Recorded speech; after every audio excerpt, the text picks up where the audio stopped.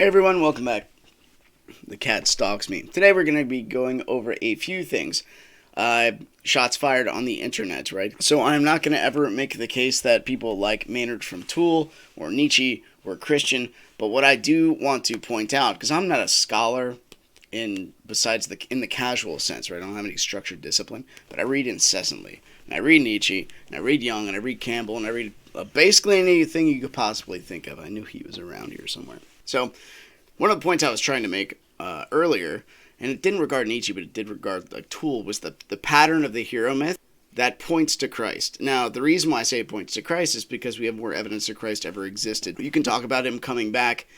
That's a different topic altogether. I'm just talking about the things he said and did that made the world what it is today. So, usually, if you go long enough and you look hard enough, every decent philosopher worth his salt will address Christ, and they'll also address how much the world is a better place because of him. So I'm going to go with Nietzsche specifically. I'm going to quote three things from Nietzsche. I'm going to quote, first I'm going to do his Madman poem, because that thing is just so good, because that definitely starts in the negative, as far as what happens when you don't have God. Quote a few more things from him. I'm going to talk about Christ himself and the words he said about himself, and the words he said about the words he said about himself.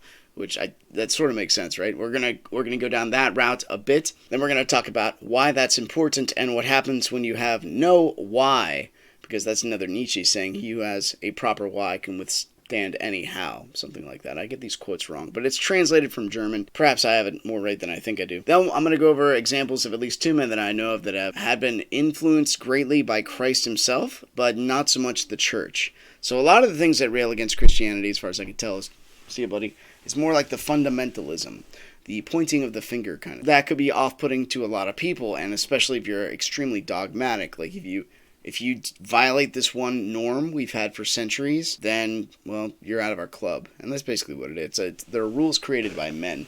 Following a character and an aim gets quite different, especially if the direction kind of shifts based on, the rotation of the planet, maybe, something like that. Anyway, I'm going to start with Nietzsche's Madman. And this thing is worth quoting the whole way. If you've never heard this, it's worth paying attention to. This is an allegorical poem he wrote based on the Enlightenment coming in and people losing their focus on myth. When the spread of the death of God, was reaching Europe and basically just, smacking them aside spiritually, or stealing their spirituality, however you want to say that. It goes like this. Have you not heard of that madman who lit a lantern in the bright morning hours, ran to the marketplace and cried incessantly, I seek God, I seek God. As many of those who did not believe in God were standing around just then, he provoked much laughter. Has he got lost? Asked one. Did he lose his way like a child? Asked another. Or is he hiding? Is he afraid of us? Has he gone on a voyage, emigrated? Thus they laughed and laughed. The madman jumped into their midst and pierced him with his glances. Whither is God? He cried. I will tell you. You have killed him, you and I. All of us are his murderers. But how did we do this? How could we drink up the sea? Who gave us a sponge to wipe away the entire horizon? What were we doing when we unchained the earth from its sun? Whither is it moving now? Whither are we moving now? Away from all suns. Are we not plunging continually, backwards, sideward, forwards, in all directions? Is there still any up or down? Are we not straying as through an infinite nothing? Do we not feel the breath of empty space? Has it not become colder? Is not night continually closing in on us? Do we not need to light lanterns in the morning? Do we hear nothing as of yet of the noise of the gravediggers who are burying God? Do we smell nothing as yet of the divine decomposition? Gods too decompose. God is dead. God remains dead, and we have killed him. How shall we comfort ourselves, the murderer of all murderers? What was holiest and mightiest of all that the world has yet owned has bled to death under our knives? Who will wipe this blood off us? What water is there for us to clean ourselves? What festivals of atonement, what sacred games shall we have to invent? Is not the greatness of this deed too great for us? Must we ourselves not become gods simply to appear worthy of it? There has never been a greater deed, and whoever is born after us, for the sake of this deed, he will belong to a higher history than all history hitherto. Here the madman fell silent and looked again at his listeners, and they too were silent and stared at him in astonishment. At last he threw his lantern on the ground, and it broke into pieces and went out. I have come too early, he said then. My time is not yet. This tremendous event is still on its way, still wandering. It has not yet reached the ears of men. Lightning and thunder require time. The light of the stars require time. Deeds, though done, still require time to be seen and heard. This deed is still more distant from them than most distant stars, and yet they have done it themselves. It has been related further that on the same day the madman forced his way into several churches, and there struck up his requiem aeternam Deo.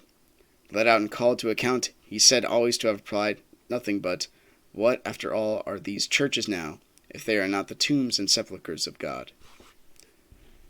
So that's pretty amazing, and I get chills every time I read that, because that is what happens when you kill God. When you kill just the mentality of having God. So Nietzsche understood this in the negative. His positing was you create your own values and will yourself to power, and we can get into that a little bit. I'm not a scholar of it, but I have read Beyond Good and Evil like 3 times, and I've read a good bit of his works, which I'm going to quote here in a second. But he understood that the common man needs that kind of direction, and if you obliterate it, what's your point of reference?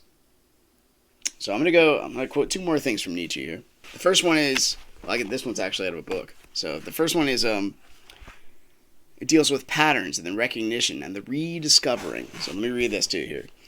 The individual philosophical concepts are not anything capricious or autonomously evolving, but grow up in connection and relationship with each other. That, however, suddenly and arbitrarily, they seem to appear in the history of thought. They nevertheless belong just as much to a system as all the member of the fauna of the continent. Is betrayed in the end also by the fact that the most diverse philosophers keep filling in a definite fundamental scheme of possible philosophies. Under an invisible spell, they always revolve once more in the same orbit. However independent of each other, they may feel themselves with their critical or systematic wills. Something within them leads them. Something impels them in a definite order, one after the other, to wit, the innate systematic structure and relationship of their concepts.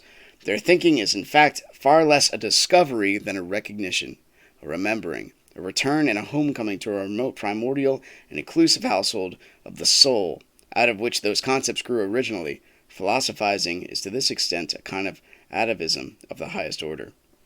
Upon observing philosophy in general, he looks at the patterns of philosophies, and they all kind of hover around, commonalities, the dignity of man, maybe. That's one. Murder. There's always these set things that philosophers deal with. And there's a pattern behind that because it's etched onto us. It's etched onto every human being, as far as I can tell. One more thing from Nietzsche. For this is the way in which religions are wont to die out. Under the stern, intelligent eyes of orthodox dogmatism, the mythical premise of a religion are systematized as a sum total of historical events. One begins apprehensively to defend the credibility of the myths, while at the same time one opposes any continuation of their natural vitality and growth. The feeling for myth perishes, and its place is taken by the claim of religion to historical foundations.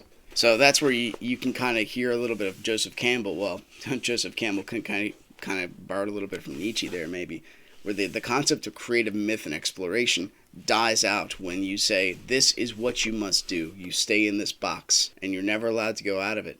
And we won't tell you why. The reason is just gone, or at least they aren't letting the newer generation discover it. And that's, if you stay in that, again, I can't get rid of this picture of just being boxed in as a follower of Christ specifically, but of any religious value system, because these are all man-made rules and they're inflexible.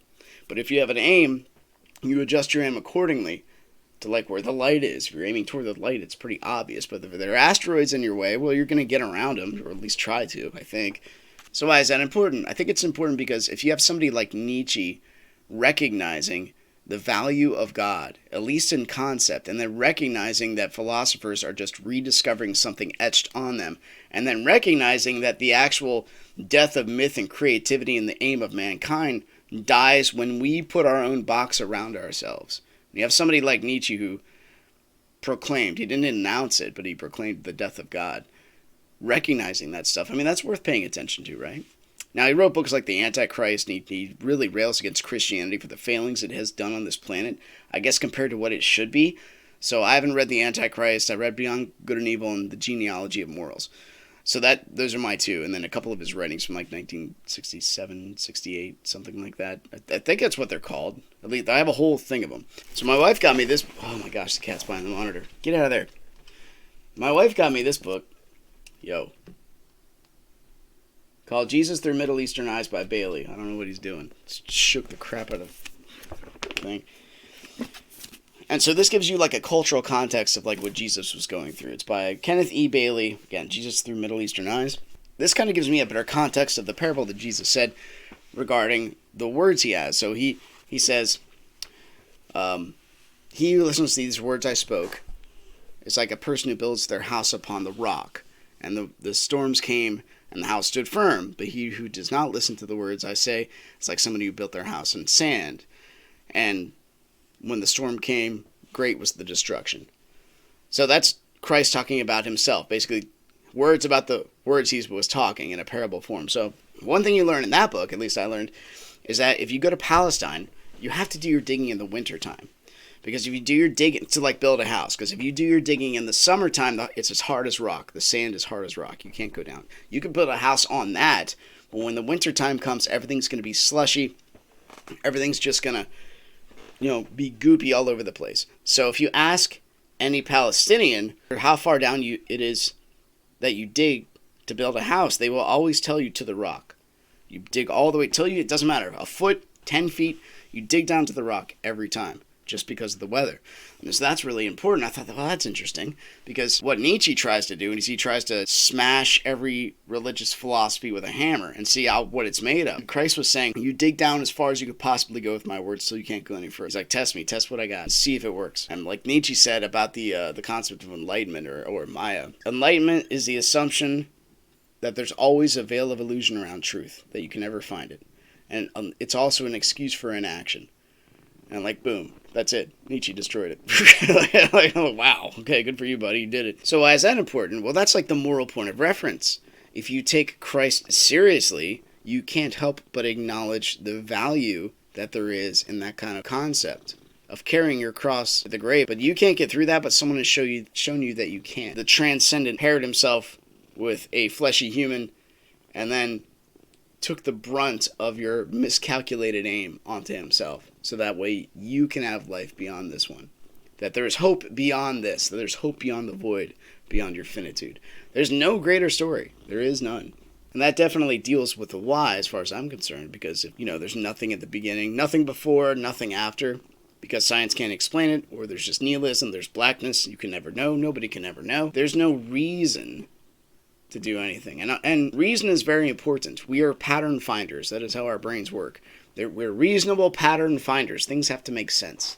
If they don't make sense, we can see it. We can see the flaw in the pattern. So people will tend to make amazing assumptions like rape is wrong and God allows it to happen. Therefore God is evil. Well, yes, I agree it's wrong. The second part's tough because the first part, what is your measurement on what is good and what is evil?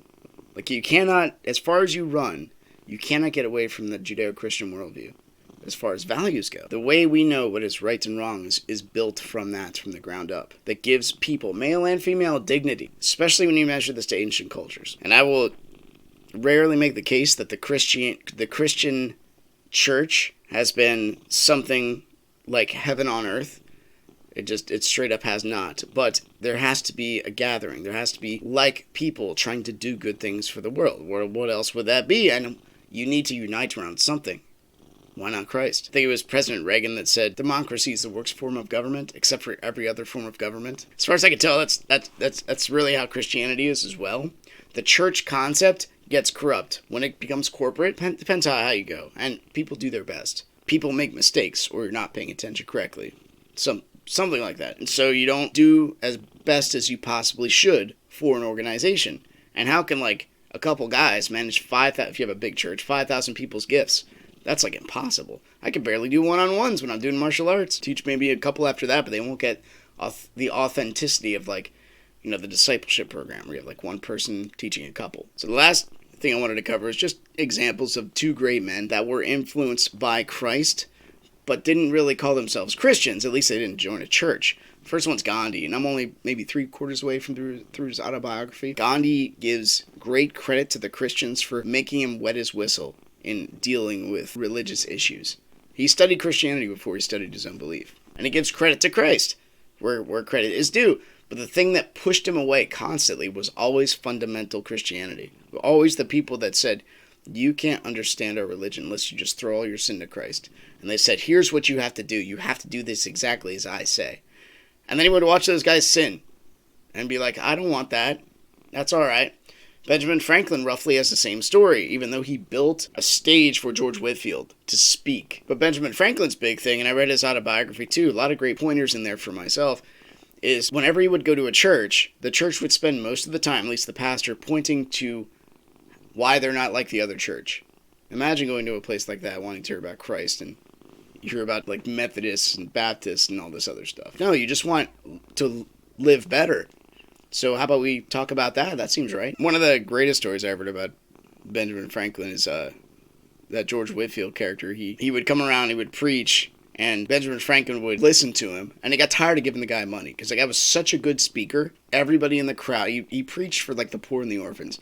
Everybody in the crowd would be crying when he was done and giving him money for the orphans in his orphanage.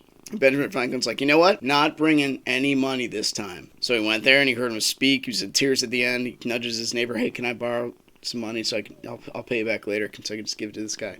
It's like, wow. These guys were in, and Whitefield's undergirding was Christ, obviously. And that would move a person like Benjamin Franklin to tears. So what I'm getting at with this is through philosophy and through history, regardless of corruption, and this is something I borrowed from a guy named Andrew Clavin, the truth is always crucified, but the truth never dies. Christ still exists, and if you study him honestly, it is impossible not to see the benefits of following him and giving your life to him and aiming that direction. It is so cool. And even a person like Nietzsche recognizes the value of having God and the patterns on ourselves and the rediscovering, or at least re-acknowledging, that we are sinful creatures and we need something beyond ourselves to save us. So that's all I wanted to say today. Thanks for watching. Thanks for listening. I'll see you next time. Take care.